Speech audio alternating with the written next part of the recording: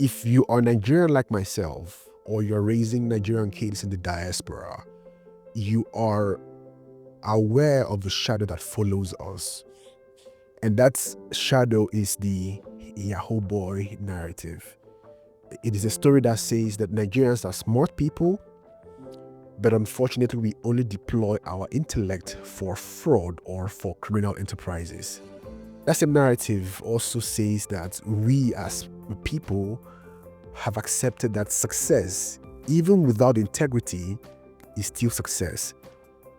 Now, this narrative did not start with our children. It didn't start even with us. We've had 419, back in the day. But it is being sold, repackaged, and resold to our kids in a different form, which is Yahoo. And it is growing because of the silence of fathers. The complicity of fathers of not speaking up against it have allowed it time to grow. And in the last episode, we addressed the dangers of silent fathers. And then if you missed that episode, I'll link it up here somewhere for you to go check it out. Now, many young immigrant fathers are being sold a lie. And they're being told that the system, the Western system that they are raising kids in, is against them. Therefore, you must do whatever you have to succeed. And we, as the new immigrant parents, we are consciously or subconsciously selling the same mindset to our children. Now, this thinking didn't come out of a vacuum. It came from corruption, it came from poverty, it came from a broken system that glamorizes wealth without enterprise. But here is the truth that I recommend that all fathers must speak clearly to their family. Just because a system is unjust does not mean that dishonesty is justified. I say it again, just because a system is unjust doesn't mean that bad behavior, immorality, stealing becomes justified. So survival thinking, if left unchecked, if left unattended to, festers and becomes criminal thinking. And then the book of Proverbs addresses this exact same malady. Now, if you've watched the last episode and this, you would notice that we are taking our thoughts from the book of Proverbs, and that's basically what we are walking through for the next couple of episodes. Proverbs chapter 1 verses 10 says, "My son, if sinners entice you, consent thou not." Now notice, not if you are weak, not if you are desperate, but if you are enticed. Because enticement first sounds smart before it sounds dangerous. It sounds like the sane and the logical thing to do before it starts becoming dangerous. The language of Yahoo is smart. Yahoo is just digital hustle. Yahoo is us taking back things that we both stole from our ancestors. That is the lie that is being sold to our kids in a more digestible form. Now imagine this.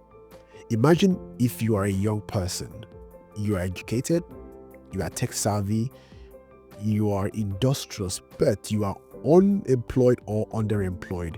But everywhere you look around, you see your mates, people in your age group, living lavish, buying Benz, funding lavish lifestyle, going on holiday in very fancy destinations, doing dirty December, doing ugly.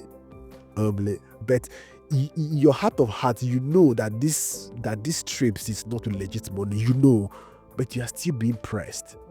I tell you, stay strong. As a father and a young person watching this, stay strong. Now, let's circle back to fatherhood, because I just digressed. Fathers should tell their kids that if intelligence is divorced from integrity or from conscience or morality, it becomes very destructive. Some of the most popular names of vile people that we know, those people weren't dunces, they were smart people. But when you allow your conscience to be numbed by, easy money, you become a prey. The Bible says, do not walk with them. Hold back your foot from their path, because once you start, it is easy to start, but stopping becomes a problem. And once you start, it shapes you. The path you choose shapes your identity, it shapes your life trajectory, it shapes a whole lot of things about your future. Easy money dulls your conscience. Easy money will always make you normalize stealing, will always make you normalize vices that otherwise you wouldn't have normalized. Easy money will teach young men and women to see people as targets, not as neighbors, not as cousins, not as grandparents. They see every human as a target. That's why the damage is not just physical, it is spiritual. Proverbs does not romanticize the outcome. It says it lies in wait for your blood. You might think that you are the hunter. Meanwhile, you are the prey. And what you think is an opportunity for quick money today is already planning your obituary. That quick money you think you found is already programming your obituary, is already programming doom and pain and hurt for you in the future. You just haven't seen it yet because you are so enamored by present gain. It could be a prison term if you are caught, which most likely you will be. It could be a bad record, it could be exile, it could be a permanent scar in your family fabric. Your parents could disown you, or you could fall short of some sort of societal norms and then you get exiled from people. Internet fraud is not a victimless crime. It bleeds communities dry. People have saved their entire life and some random kid on the internet stole from them their entire life savings. Some of those people committed suicide. You want their blood to be upon your conscience, right? So as fathers, we must rewrite this story, not with anecdote, not with quotes, not with denial or with anger. We must rewrite it with clear instruction. We must teach our sons and our daughters that integrity is not weakness, that integrity is strength under pressure.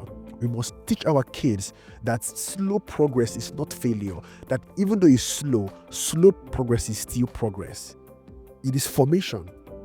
We must teach our kids that honest work, even though it might take a longer time to yield dividends, but it is something that will last you for a longer time. Quick, sharp money doesn't last. Anyone that has done it, show me one person who has had lasting success. Be dubious. I'm going to close with this. Now, I'm addressing a universal audience, but I use the Nigerian analogy because I'm Nigerian. But every country has its own peculiar challenges. It could be prostitution, it could be drugs, it could be any other kind of vice. The crises are not solved by slogans. They are not solved by fathers who are trying to sweep things under the rug. It is solved by fathers who speak up. Every criminal is someone's son. Speak up. We must teach our children that their names, that their values, that their reputation, their character is way more valuable than fast money. Easy money is loud, is noisy. But integrity on the other hand is quiet. But it will last longer. It will last and stand the test of time.